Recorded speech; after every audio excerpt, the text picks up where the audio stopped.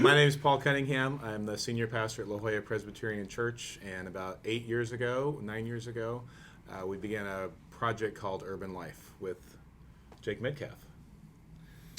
And at that time, I was on staff at La Jolla Presbyterian Church, and Paul has always had a heartbeat, and I think you did your thesis on kind of a missional understanding of church planting and how to love people within a neighborhood, and then watch churches emerge from that. And Urban Life became this kind of like case study almost. I think you even wrote a chapter. We wrote a whole chapter on it, yeah. And so out of Urban Life became Orange Avenue Community Church, which is a new worshiping community here in San Diego that I had the privilege of being the pastor and planting.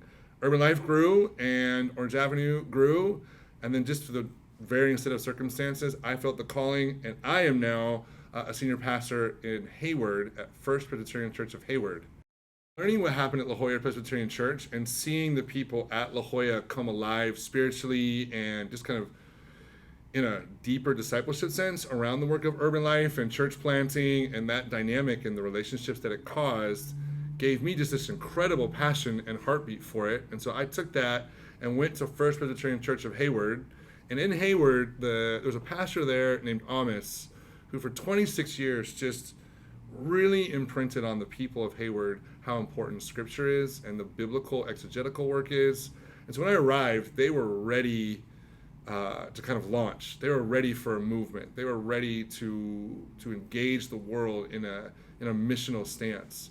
And so it didn't take a lot of fire, and we started talking about what would it look like to plant new worshiping communities, to reach out to our neighborhood, to give a different expression of church. And we used that the story of when 4 guys bring a paralyzed man to Jesus in the home, and the front door is blocked, and they can't get in there, so they spend some time trying to figure out how do we get these people to Jesus in a real deep and meaningful way. And so that works for us, and that's how we consider church planting. That First Presbyterian Church of Hayward is that front door. It's that traditional door. It's that door that we understand. And we're trying to make the door better, you know what I mean, and make it more communicative, but it's still packed, and there's still a need for all of these creative expressions of if the front door doesn't work for folks, how do we get them in the roof? How do we get them in the sides? How do we do that? And so our people have kind of fallen in love with that idea of doing both. Of let's be really good at figuring out how to communicate the front door, as well as really good at how to figure out how to create these holes in the roof. And that stemmed from watching people come alive at La Jolla. I think one of the things that was important for us was La Jolla Press, when we began this great adventure, was in a difficult spot. We had gone through some turmoil before I got there, and people were really questioning, what is the mission, what is the goal of this church? And our elders took a really, I think, an important step of saying we care not only about the community of La Jolla, but we care about all of San Diego. And what community could we serve, could we help, could we leverage our influence and affluence? And that really helped our church. I think it really changed the trajectory of our church, even though it's 115, 110 years old. It really allowed our people to begin to think, hey, the world is bigger than La Jolla, and to move into City Heights, where we began Urban Life and Orange Avenue Community Church. It was a real win for the church to be able to do that. And I think just playing off that a little bit, one of the things that's happened at Hayward is as we kind of began that with our first 2 church plants, and the people, the congregation saw that the Holy Spirit can move outside of the traditional sense, they became empowered. And so other things popped up. We were folks who weren't involved before starting nonprofits, folks who weren't involved before started a breakfast for our unsheltered friends because they saw that it was possible. And so I think that all came kind of from this emphasis on let's focus on bigger than ourselves. The following of Jesus is a movement that stemmed from this desire to kind of do new worshiping communities and reach outside our walls. And so it was interesting, probably a year and a half ago or so, new worshiping community called Ebenezer Church here in San Diego as well, through some relationships that Jake had, and we connected. And so when I brought the idea of us supporting Ebenezer as a second church plant out of La Jolla Press, our elders, it was amazing. They were just so excited and so responsive, cool, and really ready to say, let's do this, and how can we support them? And so I think for our people, it just breathes this breath of fresh life of saying, we know our responsibility in La Jolla and the community we're in, but we really need to understand the far larger picture, and particularly in a community like Linda Vista, where Ebenezer Church is planting, which is multi-ethnic, multiracial, large immigrant and refugee community. It's really good for our people to say we can make a difference in other parts of San Diego as well. Well, we were leaving our session meeting, and I think as we kind of keep talking about how important it is, I think for our church, and I think for La Jolla too, on a bigger scale, that the people, not only is it about the planting and the reaching out, but the people even within La Jolla coming alive in a new spiritual vitality. We're leaving that session meeting, and one of the elders stayed for a while, and he had that look on his face that all of us pastors know, like, I need to talk to you after face, which usually means that I think I'm in trouble for something, like I've done something I'm unaware of, like that never happened before. Yeah, never happened. And he stopped and he says, Jake, I really am feeling called. I didn't see this coming. I'm really feeling called, and I think I want to plant a church in my neighborhood out of my home. And that for me was like bingo. I was like, wow, something is in the kind of this idea. And a lot of it I learned, again, coming back to La Jolla, that healthy churches plant churches. That healthy churches plant churches and bring churches in and do that work. That every healthy biological organism reproduces in some way, shape, or form. And I think it's actually become, when I've watched it happen in other places, one of the ways that First Pres got healthier. I mean, we're not perfectly healthy. I'm not sure La Jolla is. We're not there yet. But got healthier is that it did engage this. And that healthy churches plant churches, and that your church actually gets healthier by being more than engaged in just space, more than engaged in just giving, by bringing these things in together. You see the Holy Spirit move, and you hear miracles, and you get closer to touching them, and you see lives change, and you hear about lives changed, and it just adds kind of like this gasoline to an already existing pilot light, I think, that exists in all of our faith families. And I think for me, one of the things that, as I think about my own experience in this church planting thing, and particularly in the communities that we're planting in, which are relatively poor, high immigration, high refugee community, it's forced me to really consider what social justice really means. As a pastor, we read lots of books on it. Everyone's telling us what we should be reading. But I think it has really pushed me to actually have to engage issues of immigration and issues of refugees and refugee resettlement, and how do we truly care for the least of these. And I really, my not fear, but I think I would be concerned. I wonder what kind of a pastor I would be if I hadn't been doing this for the last 8 or 9 years. It would have been very easy to live where I live, be in a nice suburban community, care for the people who are wonderful people in our church.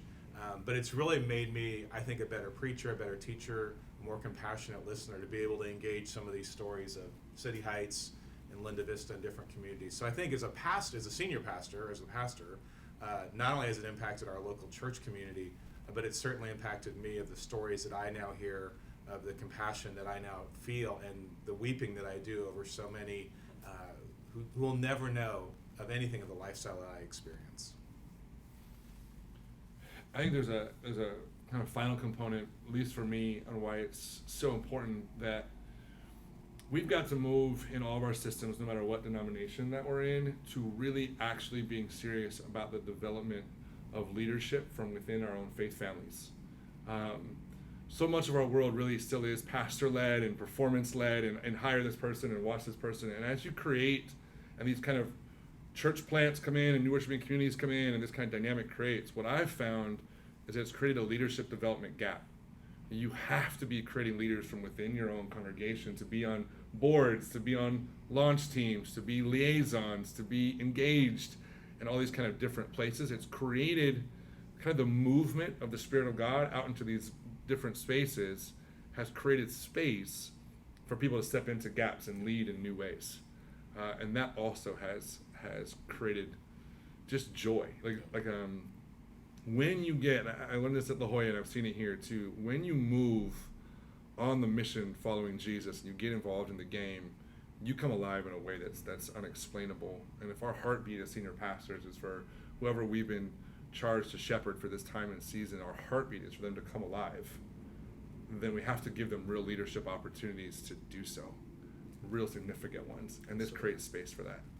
I would also echo, just the the world has taken both of us in a lot of ways into places where we've had to examine what church planting looks like within a cultural context as white, privileged, educated males, and giving room for and learning from people in our communities, in our neighborhoods, in oftentimes very constructive but painful ways as we look at the leadership water that we swim in.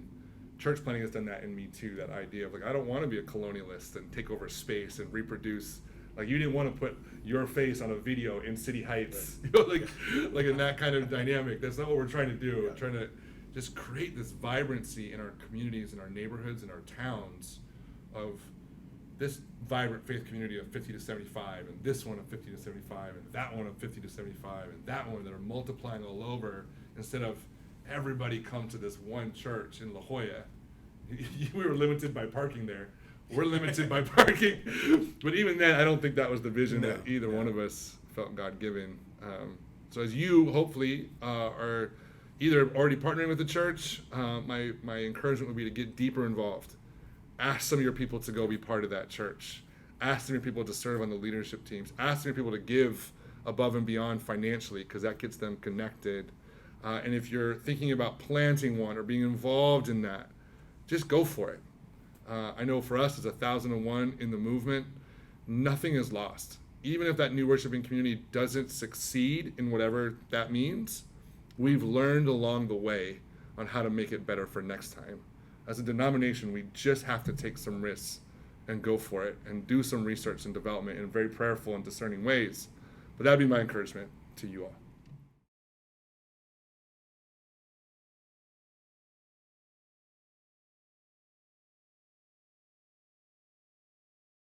So in our work right now, currently with Ebenezer, which we've been working with for about the last year, I meet with Jara, Noel, and Ruby, who are the pastors leading that movement. We probably meet every 2 to 3 months, if not more regularly. I am working with them currently with their leadership team to try and figure out, because words like elders and staff and all those different things, kind of how does that work in the Presbyterian world? Because they have some of that understanding, but not a lot of that understanding. So we're starting to work through that process of how do we give leadership to the church, taking the experience that I have and kind of helping them start to think about what does that leadership team look like.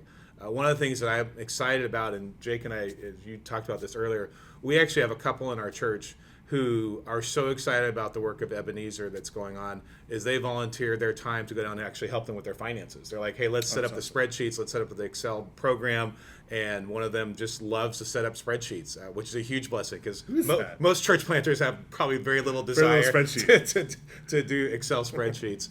But I think for me that is, so I'm still involved with Ebenezer leadership. And then as far as Urban Life, I still serve on the nonprofit side of that, their board, which oversees and works with the Orange Avenue Community Church. So I'm still serving on that board of trustees or board of directors and helping out with that. At First Presbyterian Church of Hayward, it's slightly different. All of our new represented communities are on staff at First Presbyterian Church of Hayward, and we treat them like they're on staff. They're involved in all the support structures and the accountability structures and the supervisory structures, so that we can kind of keep a really good, healthy relationship ongoing. I meet with all those church planners as a team. We have 5 people, and then we add a communications director to be able to kind of augment all the stuff that we're doing to that in a team of 6. Every Monday morning, I meet with the First Pres staff every Tuesday morning. We're doing a congregational dinner / meeting. We do a big kind of celebration of what happened in 2018 and then pray about how to go forward in 2019. They will all be there kind of presenting what has gone forward with that. And so we have people just all across each other doing that work. And I've found that the relationships with those folks that happen naturally and organically, just through them being treated like they're on staff on a regular basis with all of our congregation, has caused all kinds of things I didn't even know about. Some of our congregation members at First Presbyterian Church of Hayward are coaching now on purpose, are coaching John Smith's kids, tutoring him in basketball. He's the fellowship church planter. He was doing something different over here. And so it's become this big, giant kind of family all together. And that's what we were hoping for So we're doing all of that. It might not be what fits for you. This might be closer to what fits. But that's how we're doing the structure.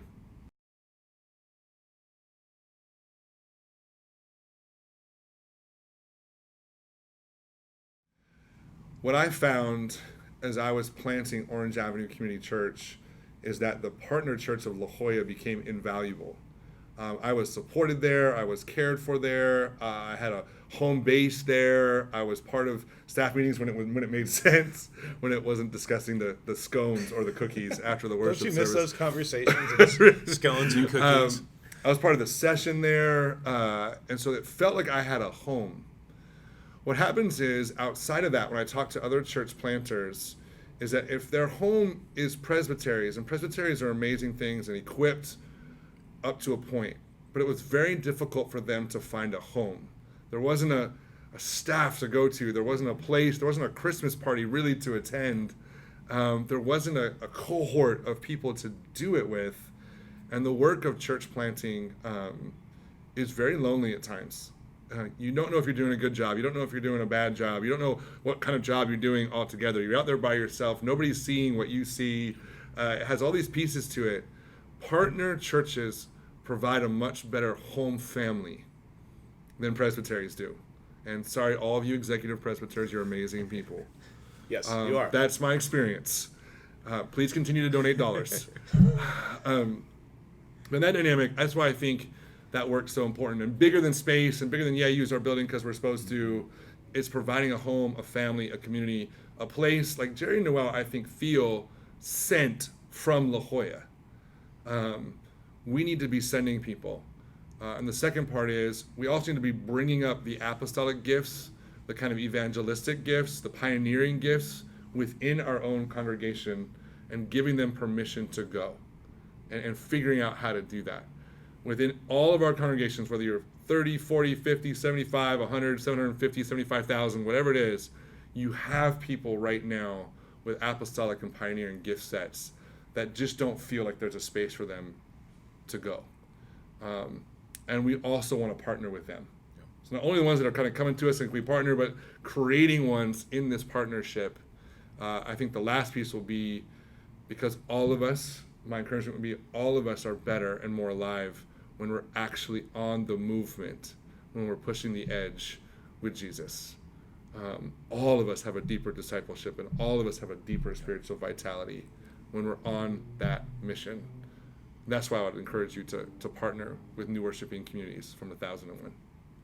And I think it's even somewhat counterintuitive that, so often churches, we get to this mindset of just how are we going to survive, and are we going to make budget, or are we going to get the right amount of people in the pews, or whatever our metrics are. And what I've found is, and probably not what I would necessarily have expected, is when you start planting churches, the whole narrative changes, and people know, they move out of this idea of are we going to be able to survive and make it, to saying we can actually thrive. And the best gift that we can possibly give perhaps could be to plant a new church in a new community and allow those people to go into that community, live in that community, make a difference in that community. And for me, that's one of what I would encourage to pastors, elders, whoever's watching this.